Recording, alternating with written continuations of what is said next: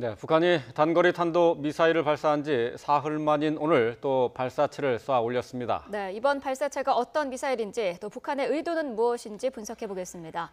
정영태 YTN 객원 해설위원, 김조환 YTN 정치안보 전문기자와 함께하겠습니다. 네, 안녕하십니까? 네, 안녕하세요. 자, 앞서서 저희가 전해드렸습니다만은 북한이 오늘 미사일을 발사한 것은 오늘 새벽 5시 57분입니다. 평양에서 순안 지역이라고 돼 있더라고요. 이제 그쪽에서 발사를 했는데, 자, 궤도부터 한번 좀 살펴보도록 할까요?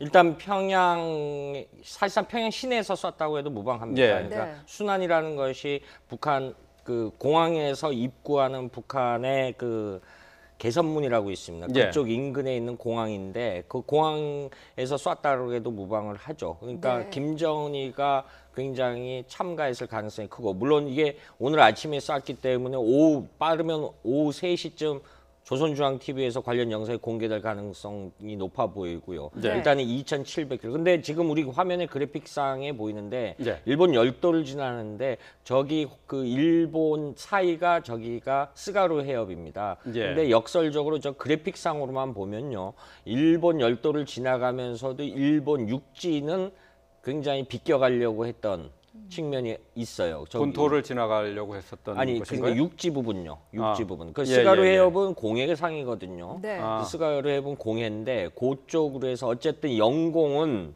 그 일본 영공을 한 거죠. 일본 정부로서는 안보 주권이 침해당했기 때문에 예. 굉장히 격앙된 반응, 당혹하지만은 좀 냉정을 되찾아서 격앙된 반응을 보일 가능성이 굉장히 높아 보이죠. 예. 네.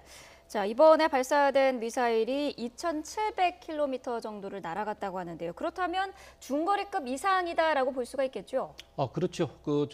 이거는 충분하게 이제까지 우리가 수랑선로했던 무수단리급 네. 수준의 네. 미사일 해서 괌을 타격할 수 있는 것이다 아니다 이래 얘기를 했는데, 네.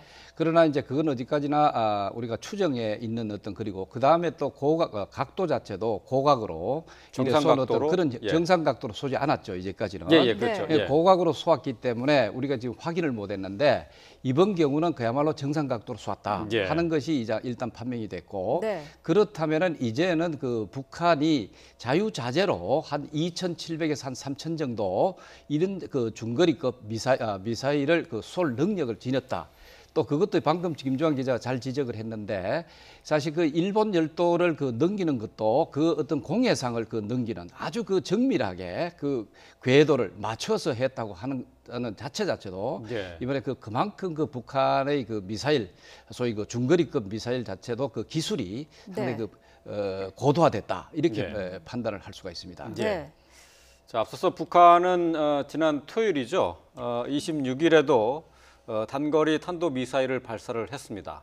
이번에 다시 또 사흘 만에 발사를 한 건데, 자, 지금 한미 합동 군사 훈련이 진행 중인데 이것과도 좀 연관이 있다고 봐야 되겠죠. 저는 이 앞에 사흘 전에 했던 단거리 발사체는 어떤 대응 차원으로 봐야 되겠지만은 좀 결이 다르다 예. 이렇게 보고 싶어요. 왜냐하면은 이번에는 그 과거 북한이 전략적 도발을 하면 할수록 국제사회에 반발하지만 역설적으로 이게 협상 여지 가능성이 굉장히 커졌거든요. 그런 전례들이 있었고요. 네. 1998년도 북한이 대포동 미사일 쐈을 때도 그랬고, 2006년도에 북한이 핵실험을 했을 예. 때 나중에 이의구 합의가 나오는 그런 과정을 보면은 그 패턴이 거의 같다.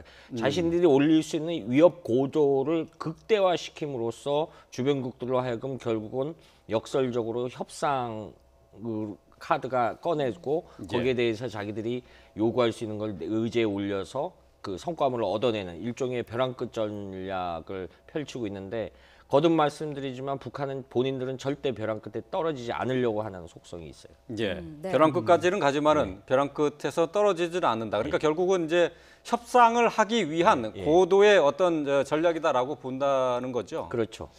그런데 이제 거기에서 우리가 네. 또 이번 경우에 지난번에 26일 날 쏘아 올린 단거리하고 예. 이번에 중거리 이 미사일 의미를 기존의 미사일 쏘는 거하고 의미를 달리한다 이래 봐야 됩니다. 예. 네. 왜냐하면 기존에는 거의 시험 발사, 기술을 발전시키기 위해서 시험 발사하는 성격을 지녔다 한다면은 지난번에 26일 쏘아 올린 이것도 보면은 어떤 면에서 직접적으로 공격할 수 있는 어떤 그런 훈련이다. 하고 하는 차원이 있고 네. 이번에도 비슷하지 않느냐. 정상 각도로 해서 중거리 미사일을 쏘아 올린 그것이랍니다. 그럼 지난 단거리도 우리가 지나치게 그 단순하게 넘길 수 없는 것이 이것이 이제 바로 이제 지상대 소위 그 항공모함이라든가 예. 이런 함정을 그 가격하겠다고 하는 그런 측면이 사실 있습니다. 예를 들어서 미국의 항공모함을 또 지상에서 이런 그 탄도 미사일로 가지고 직접적으로 공격을 할 수 있다고 하는 것을 시위했는 것이라고 한다면 네. 이번 경우는 뭐냐면 지난번에 또 북한이 소위 그 괌, 미국의 괌이라고 하는 그 섬을 3, 40km를 떨어져서 자기들이 포위 공격하겠다고 하는 이 엄명을 한 바가 있죠. 네. 어떤 면에서 이건 방향은 다르지만 반대로 하긴 했습니다만은 방향을 하지만 이것도 어떤 면에서 실전 훈련을 했다. 하고 네. 하는 그런 측면이 사실 있다는 것이죠. 그래서 북한이 이제 미사일 시험 발사하는 이 자체는 단순히 시험 발사라고 하기 이전에는 일종의 훈련 발사.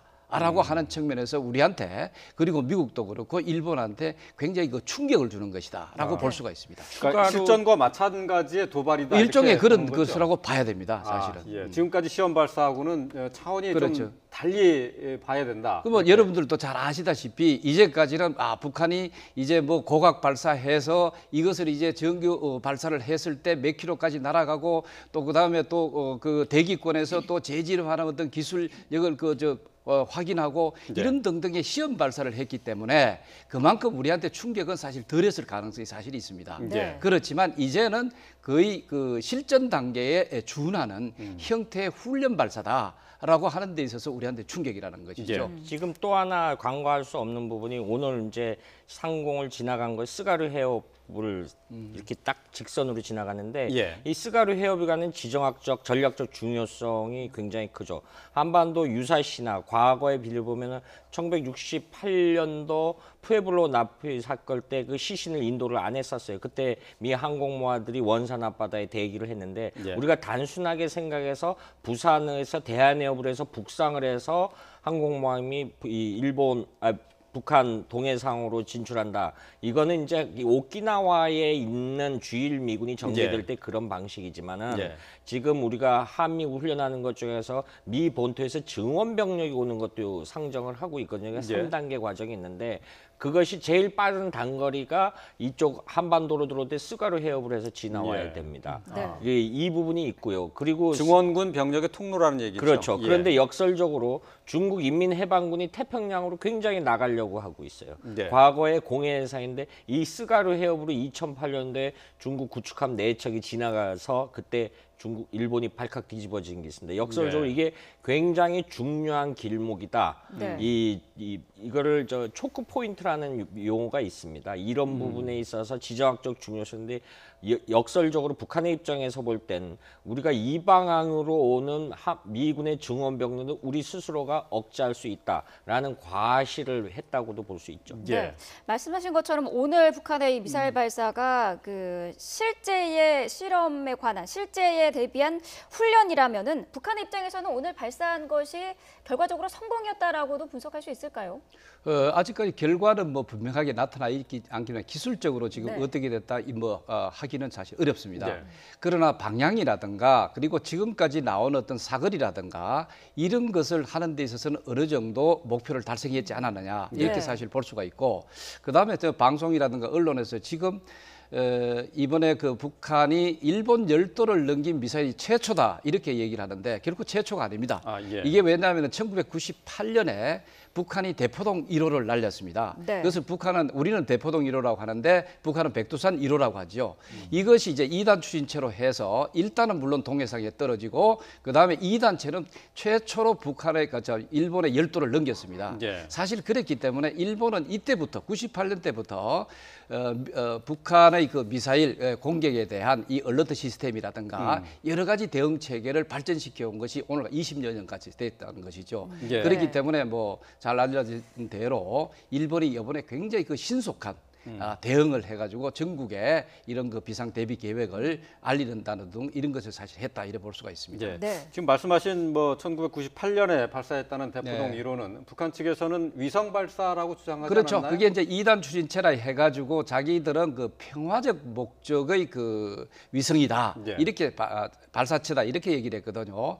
이때는 사실 북한은 지금까지도 물론 이제 한참 동안 자기들이 미사일을 확인할까지는 계속 이런 식으로 주장을 했습니다. 예, 예. 사실 인공위성 그것을 쏘아 올리기 위한 이런 어떤 발사체다. 이렇게 얘기를 했거든요. 자, 그거는 어디까지나 북한이 소위 카모플라지 하기 위한 하나의 네. 그 태도였고, 그러나 실질적으로 대포동 1호, 소위 그 나름대로 또 백두산 1호라고 해가지고 최초로 장거리 미사일에 예. 준하는 그런 어떤 그 미사일을 쏘아 올렸다. 그것이 또 최초로 일본 열도를 넘겼고, 일본을 사실 굉장히 경악해 만든 그런 사건이 사실 있었죠. 예. 그게 한 네. 20여 년이 벌써 흘러버렸습니다. 예. 자, 지금 뭐 일본 열도를 넘어간 게 이제 처음이라고 했는데 실질적으로는 뭐 두 번째다 이런 그렇죠. 말씀이신데요. 지금 NHK 일본 방송에서 보도하기로는 오늘 새벽에 발사한 이 탄도 미사일이 세 개로 세 부분으로 분리가 됐다라고, 그러니까 세 조각이 났다라고 이렇게 네. 보도를 하고 있는데 이거는 어떤 의미를 갖고 있는 겁니까? 일단은 뭐 어떤 낙하물이 잔존해서 세 부분에 떨어졌을 개연성이 있고요. 북한이 항상 자기들이 성공했다고 주장할 때 낙하물에 도착했다 이런 표현 안 씁니다. 발사 장면만 보여주고 나서 굉장히 네. 환호하고 해서 그래서 성공했다라고 해서 여러 가지 이제 낙하 부분은 이제 한미일 군사 정보를 해서 분석을 하겠지만 또 다른 가능성은 550km 고도로 해서 2,700km 날아갔거든요. 예. 네. 이 400에서 500km부터는 대기권이라고 합니다. 예. 대기권이라고 하는데 이 대기권이 일부 들어갔다가 재진입 기술을 다시 확보하기 위해서 어떤 이것이 그 파편이 떨어졌을 개연성. 그러니까 오늘은 기술적인 측면에서 볼 때는 재진입 기술을 한번 실질적으로 또 테스트해 보려는 개연성이 있다 이렇게 볼 수 있는 거죠. 그 근거 중에 하나는 최근에 지난주인가요 김정은이 평양에 있는 그 화학재료 연구소라는 데서 방문을 해서 고체연료에 기반한 그다음에 탄도 부분 이런 부분에 대한 그 굉장히 나름대로 지시를 많이 했고 그 실제 관련 관영 매체를 통해서 관련 사진들이 공개가 된 적이 있어요. 예. 네. 이런 부분에서 탄도 부분에 대한 어떤 이 고열을 견딜 수 있는 이런 부분을 해설 개연성이 있고 그래서 이 조각이 난 것이 NHK 보도대로 그거 파편일 가능성 이렇게 볼 수 있는 거죠. 예. 네. 보통 어떻습니까? 탄도미사일을 발사를 하면은 그 탄도미사일 그 발사체 자체가 그대로 떨어져야 됩니까? 아니면 중간에 분리가 돼서 탄두만 떨어지게 됩니까? 어떻게 나와야 되는 건가요? 그게 여러 가지 그 기술이 사실 있는데 북한이 이제까지 그 쏘아 올린 어떤 그런 그 미사일 탄두를 볼 것 같으면 사실은 최종 목적에 정확하게 가격하는 어떤 그런 형태가 아니고 네. 네. 그 주변에서 이것이 이제 파편으로 이게 이제 그 분리된다든가 이런 어떤 모습을 사실 보여왔거든요. 네. 그러니까 이번 경우도 이래 보면은 물론 이제 북한은 이렇게 얘기를 합니다. 항상 자기들이 정확한 지점의 목표물을 정해놓고 이번에 정확하게 가격을 했다. 이런 정도만 얘기를 하지 예. 그것이 어떤 형태로 해서 이것이 가격했다는 것은 사실 설명을 하지 않고 있다. 이래 볼 수가 있죠. 네. 어떻게 훈련했는지 무엇을 네. 훈련했는지 그건 그걸 정확하게 그건 밝혀야죠. 의도를 파악하기 전에는 그러나 이제 예. 자기들이 자신 있는 거는 아주 그 상세하게 이것을 밝히고 있습니다만은 아직까지 그 이런 그 미사일 중장거리 미사일에 대한 여기에 대해서는 지금 자기들 그렇게 확인하고 있는 그런 상황 사실 아니지 않느냐 네. 이런 생각이 들죠. 예. 이번에 북한이 일본에 미리 알리지 않고 미사일을 쏜 것도 굉장히 이례적으로 평가를 받고 있는데요. 예전에는 국제기구에 인공위성 시험 발사를 한다면서 그렇죠. 여러 가지 뭐 알리지 않았습니까? 근데 이번에는 전혀 얘기가 없었다는 거는 이제는 인공위성으로 포장하지 않겠다 이런 의도로도 볼 수 있을까요? 그렇죠. 개발 과정에서는 자기 그것을 숨기기 위해 가지고 여러 가지 위장을 했는 거죠. 네.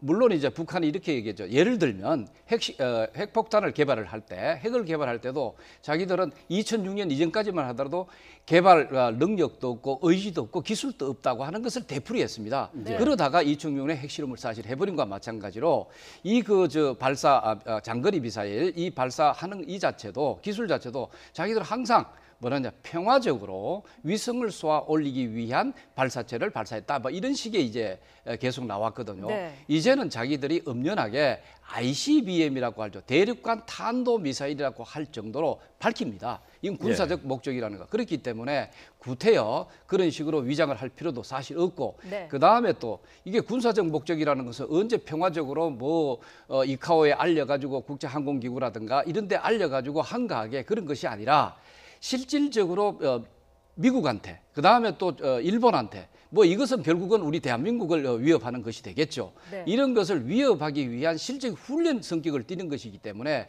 안 알리는 것이 지극히 저들 입장으로서는 자연스럽게 나타났다. 이래 봐야 되겠죠. 네. 앞서서 김주환 기자가 얘기했습니다마는 북한에서 발사한 이 대륙간 탄도 미사일 같은 경우 지금 스가루 해협을 지났다고 하는데 어쨌든 일본 상공을 지난 거기 때문에 일본 정부에서는 피난 지시도 내렸어요. 네.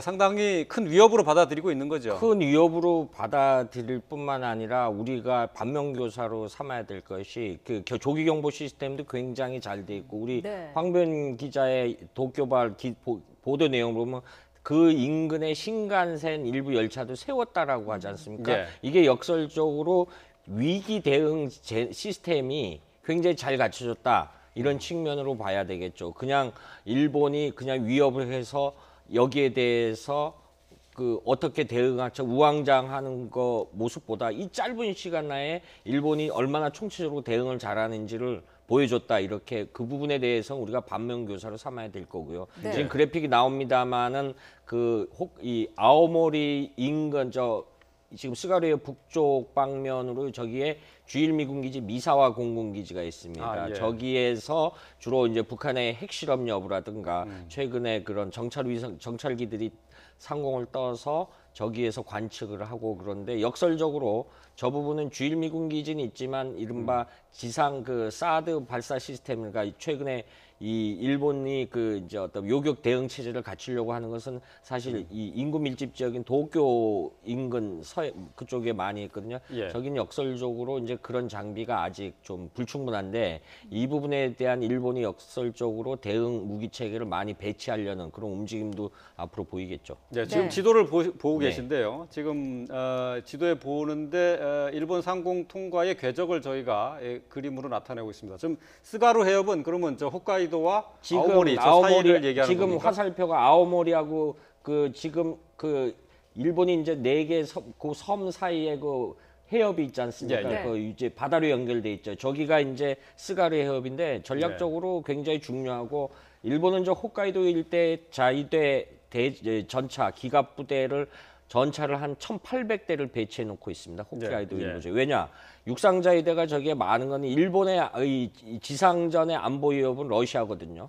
그러니까 그런 부분 때문에 육상자위대를 저기다 많이 갖다 배치해 놓고 있고 이쪽에 일본 동해 쪽 방면을 해서는 이제 제가 이야기했던 주일미군 기지가 있습니다. 주일미군 기지가 이야기를 언급을 하면은 사실 그 미일 안보 역사는 1950년대 한국 전쟁 이후에 맺어졌습니다. 근데 미국의 주일미군 공군기지가 13곳이 있는데 그중에 6개를 주일미군이 일본 정부 허락 안 받고 사용할 수가 있어요. 그것이 뭐냐면은 한반도 유사시에 주일미군이 전개되는 우리가 대표적인 것이 오키나와에 있는 미 해병 제3 기동 해병대라든가 예. 네. 이런 부대들이 이제 우리가 대표적으로 그 오키나와를 많이 상정을 하고 있는데 역시 같은 개념의 주일미군 기지가 저쪽 홋카이도나 아오모리나 이런 데도 배치돼 있다 이렇게 설명을. 예. 네. 예. 지난 토요일에 북한이 단거리 미사일을 발사했을 때만 해도 북한이 뭐 미국이라든지 주변국을 자극하지 않으면서 저강도 도발을 한 것이다라는 평가를 했었는데 사흘 만에 이렇게 중거리 미사일을 일본 본토를 넘어서까지 이렇게 발사를 했다면은 일본뿐만 아니라 미국도 상당한 부담으로 느낄 수 있을 것 같은데요. 굉장한 부담이죠. 지난번 단거리 미사일도 조금 전에 제가 설명드린 것과 마찬가지로 단순히 지상 대 지상 미사일, 탄도 미사일을 쏘아 올린 것이 아니라 네. 이것이 사실은 우리가 실질적으로 이 한반도의 군사력이 전개될 때, 미국의 군사력이 전개될 때 항공모함이라든가 이 함정을 어떤 대상으로 하는 그런 단거리 미사일이었다는 측면에 있어서도 예. 상당히 그 미국을 자극할 수 있는 그것이 놀라게 할 수 있는 것이 되었고, 네. 그다음에 이번 경우에는 거기에 더해 가지고 예. 이제 일본까지도 이제 자극하기 시작하는 것이죠. 그런데 좀 재미있는 것은 이번에 그 스가루 해협 이쪽 그 공해상으로 이것을 날렸다고 하는 것은 자극은 하지만 그래도 조금 일본을 덜 자극하는 예. 그런 측면을 아주 정교하게 그 지점을 선택을 했다고 하는 것이 중요하거든요. 네. 뭐 그렇다 해가지고 그 지점을 정확하게 무슨 그 미사일을 쏜다든가 그런 것이 아니라 일단 이 중거리 미사일을 쏘기는 쏘아야 되겠는데 이 두 가지 워닝을 뭔가 경고를 주고 싶은 게 있죠. 네. 일단 너희들도 충분히 가격할 수 있는 그런 능력도 지녔고 우리는 자유자재로 자기들은 자유자재로 그 일본을 대상으로 할 수도 있고 동시에 미국의 그 영인 뭐 그 저 어디입니까 저쪽에 괌이요. 네, 괌이라든가 이런 지역을 직접적으로 가격할 수 있다고 하는 네. 것을 동시에 또 이 시위를 했죠. 네. 자, 이렇게 본다면은 이 그 위협이라고 하는 수준 자체를 굉장히 그 단계적으로 이것을 이제 높여가는 그런 네. 측면이 되죠. 이제 다음 수순 기다리는 것은 이제는 ICBM에 뭐 준한다 그래 해야 될지 이제는 ICBM으로 명실상부한 것으로 시험 발사를 하게 될지 네. 이것은 사실 기다리고 있지 않느냐 하는 측면에서 사실은 단거리 미사일도 우리가 지나치게 그것을 그 좀 평가절하하는 그 의도라든가 이 능력이라든가 이런 것을 평가절하하는 것은 조금 위험하지 않느냐 하는 생각이 사실 듭니다. 네. 우리가 지금 항공우주연구원이라는 것이 이제 한국형 발사체를 내년에 이제 시험 발사 그 실제 위성으로 올리려고 하는데 이제 항공우주연구원의 이제 관계자들의 분석에 따르면은 최근에 북한의 미사일 능력이 위협이 크다라는 거 보는 근거 중에 기술적 근거 중에 하나가 예. 이게 미사일이 이렇게 둥근 형태지 않습니까? 일종의 그걸 모재라 그러는데 이것이 그 우리 같은 건 이렇게 그 어떤 우리 특정 공장에서 이렇게 그 이음새가 없이 찍어낸다라고 합니다. 그리고 이음새 부분 1단, 2단, 3단 분리 부분만 이음새가 연결이 되는 것이지. 그런데 역설적으로 북한의 미사일들은 그거를 쉽게 말해서 알루미늄 관련 재질들을 이렇게 덧붙인다라고 합니다. 용접을 했고. 근데 예, 그렇게 했던 기술을 가지고 어쨌든 문제는 이것이 2,000km 막 이렇게 하늘로 올라가고 그리고 이게 미사일이 발사했을 때부터 그냥 올라가는 것이 회전을 하거든요. 네. 회전을 하면서 올라가는데 이런 부분에 대해서 여러 가지 압력에서 떨어져 나가고 실패를 했는데 이런 부분에서 북한식 나름대로의 기술을 확보했다. 그래서 기술적인 측면에서 위협 강도는 굉장히 강화해서는 안 된다. 이런 경고들을 많이 하고 있는 거예요. 네. 자, 오늘 아침에 북한이 탄도미사일 도발을 한 데 이어서 아침 7시에 우리 정부는 NSC 국가안전보장회의 상임위원회를 열었습니다. 이와 네. 관련해서 속보가 들어왔는데 정부가 입장을 내놨습니다. 네, 정부가 북한의 미사일 발사에 대해서 강력히 규탄한다는 입장을 밝혔습니다. 오늘 정부 성명을 내고 유엔 안보리가 북한의 연이은 전략 도발에 대해 제재 결의를 채택해 국제사회에 엄중한 메시지를 보냈음에도 북한이 또다시 도발한 데 대해 강력히 규탄한다고 말했습니다. 성명은 이어 북한 정권은 비핵화만이 자신의 안보와 경제 발전을 보장하는 진정한 길임을 분명히 인식하고 무모한 도발 대신 조속히 비핵화를 위한 대화의 길로 나와야 한다고 촉구했습니다. 성명은 또 북한이 핵과 미사일 도발을 지속한다면 정부는 굳건한 한미동맹을 바탕으로 강력하게 대응해 나갈 것이라며 정부는 북한의 어떠한 위협에도 대응할 수 있는 만반의 대비태세를 갖추고 있다고 강조했습니다. 네. 자, 정부가 규탄 성명을 내놨습니다. 북한에 대해서 규탄을 이제 멈추고 대화에 나오라는 그런 촉구하는 성명을 내놨습니다.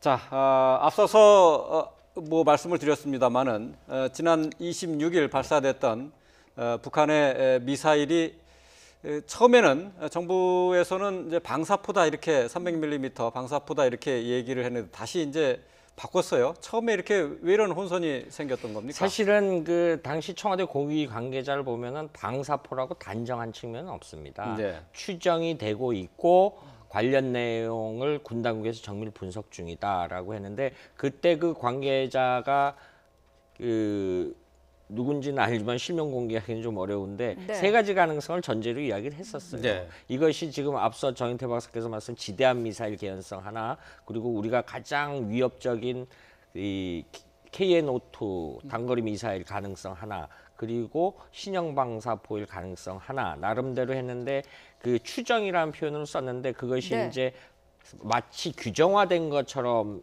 전해지고 예. 미태평사라든가 러시아라든가 이런 데서는 탄도미사일이라고 했고 어제 우리 군 당국이 합참에서는 탄도미사일 맞다 그리고 국정원에서까지 탄도미사일 맞다. 그런데 예. 이 포와 탄도미사일은 개념 정리가 아주 다르죠.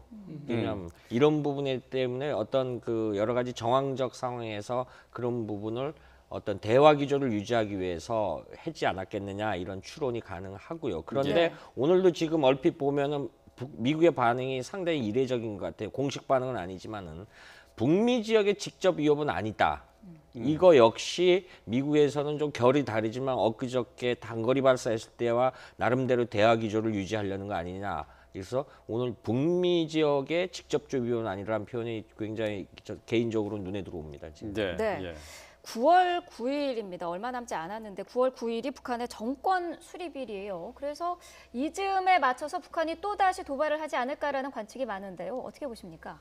이제까지 우리가 그런 특수한 북한으로서는 명절이죠. 네. 그런 한때 우리가 예측을 했는데 거의 빗나갔습니다. 예. 지금 이번에도 사실 9월 9일로 얘기했는 건 지난번에 장거리 미사일 시험 발사를 사실 그때 9월 9일 그때 했다고 해서 여러 가지 우리가 또 하지 않겠느냐 하는 그건데 물론 이제 어느 정도 짐작은 하고 예측은 할 수 있습니다만은 네. 오히려 그것을 피할 가능성이 굉장히 있다 이렇게 네. 사실 보죠. 그렇기 때문에 물론 그날 또 우리가 요 주의를 하면서 봐야 되지만 그러나 그 이후 지나서 오히려 제 생각에는 우리 얼집 그 훈련 이것이 거의 끝나가는 시점 혹은 약간 끝나서 어느 정도 좀 지난 시점에 네. 장거리 소위 미사일 발사할 가능성 이것이 이제 나름대로 판단이라고 볼 수가 있습니다. 예. 네.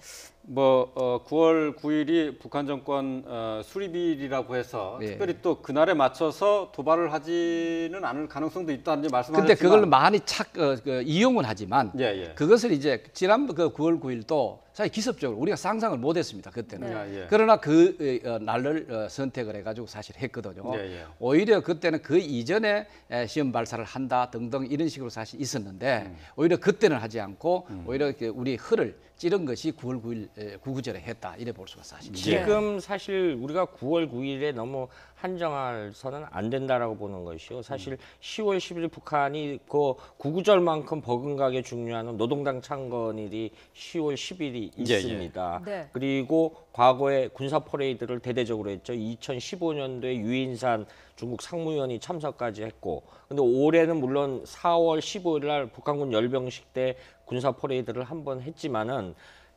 역설적으로 10월의 가을 즈음에 그런 형식으로 해서 어떤 무력 시위를 한다든가 또 하나 가을이라는 것이 북한으로는 서북 지역이 굉장히 청명하고 건조합니다. ICBM 쏘기에 딱 좋은 기상 조건들이 맞춰지고 있어요. 예. 그게 동창리에서의 전략적 도발 가능성 이런 부분도 배제할 수 없다라고 봅니다. 예. 그렇다고 해가지고 9월 9일이 전혀 시험 발사가 없다 이렇게 예. 판단하기 사실 어려워요. 북한이 그만큼 우리가 논리적이거나 그렇죠. 이런 어떤 것으로 판단해서 하기는 사실 어렵지만 예.